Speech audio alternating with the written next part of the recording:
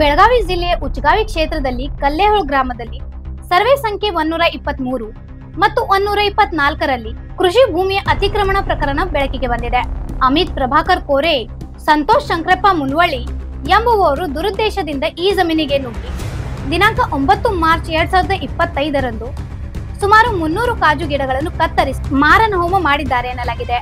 ಈ ಜಮೀನು ಕಂದಾಯ ದಾಖಲೆಗಳ ಪ್ರಕಾರ ಪೂರ್ಣವಾಗಿ ದೂರದಾರರ ಹೆಸರಲ್ಲಿದೆ.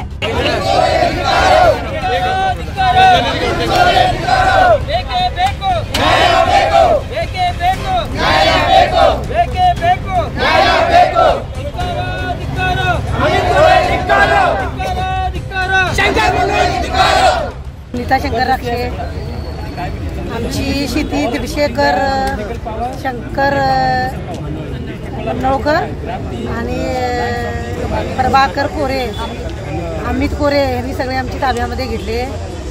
त्यांना आम्हाला तिथे जायलाच देत नाही. त्यांनी आमची गोरं म्हणा सगळं आम्ही चारवायला नेत होतो, शेती करायला जात होतो, ट्रॅक्टर घेऊन नांगरायला गेल्यावर पण त्यांनी अडवत होते सिक्युरिटी. ते आम्हाला धमकी देत, बंदूक दाखवत होते आणि आम्हाला तिथं गेला तर तुम्ही कशाला आला तिथे मला ते मारतो म्हणत होते. पण आम्ही तिथे भिवून 2-3 वर्ष गेलोच नाही. त्याने आता आम्हाला मारतात म्हणून तिथं आमच्या शेतामध्ये सगळीच लोक गेली नाही. ती आल्या तेवढी सगळी आणि त्यांनी पसवून आम्हाला जमीन घेतली. तुमची किती एकर जमीन आहे? आमची 5 एकर आमची. उताराचं नाव आहे? होय, आमचं सगळं आहे. आम्हाला पसवूनच त्यांनी सगळ्यांना हे केले. ते आले तेवढ्या सगळ्या लोकांना पसवलेत त्यांनी. आणि आम्हाला आता आमची फॅमिली लई आहे मोठी. आमच्या घरातली आम्ही 100 माणसं 150 माणसं आहोत. आम्ही कसं पोट भरून घ्यायचं? हे ऊन लागायला डोकं फुटतं. 100 रुपये देतात दिवसभर शेतात राबायला. आम्हाला एवढ्या माणसांची कशी आम्ही पोट भरायची सांगा? काय नोकरी लावतो, मिलिटरीत घालतो, इंजिनियर करतो म्हणून तो आम्हाला इंजिनियर करू लावून तुला का मिलिटरीत घालूला आहे.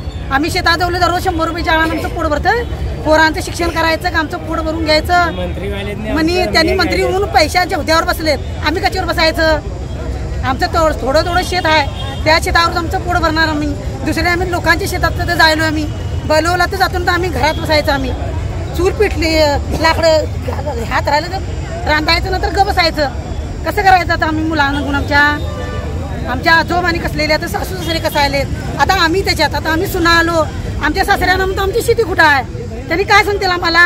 इकलो म्हणून सांगतील, पैसे घालो म्हणून सांगतील, काय सांगतील? आता हे आमच्या ಆದರೆ ಯಾವುದೇ ಅನುಮತಿ ಇಲ್ಲದೆ ಈ ಕೃತ್ಯ ನಡೆದಿದೆ. ಜಮೀನುಗಳು ಅತಿಕ್ರಮವಾಗದಂತೆ ತಡೆ ಹಿಡಿದು ನಮಗೆಲ್ಲರಿಗೂ ನ್ಯಾಯ ಒದಗಿಸಿಕೊಡಿ. ಅಮಿತ್ ಕೋರೆ ಮತ್ತು ಸಂತೋಷ್ ಶಂಕರಪ್ಪ ಮುನ್ವಳ್ಳಿ ಇವರ ಮೇಲೆ ಸೂಕ್ತ ರೀತಿಯಲ್ಲಿ ಕಾನೂನು ಕ್ರಮ ಜರುಗಿಸಿ ನಮ್ಮೆಲ್ಲ ರೈತರ ಜಮೀನುಗಳು ಅತಿಕ್ರಮವಾಗದಂತೆ ಕ್ರಮ ಜರುಗಿಸಬೇಕೆಂದು ರೈತರು ಕೋರಿದ್ದಾರೆ. Bureau report, voice of Venugram, Belagavi.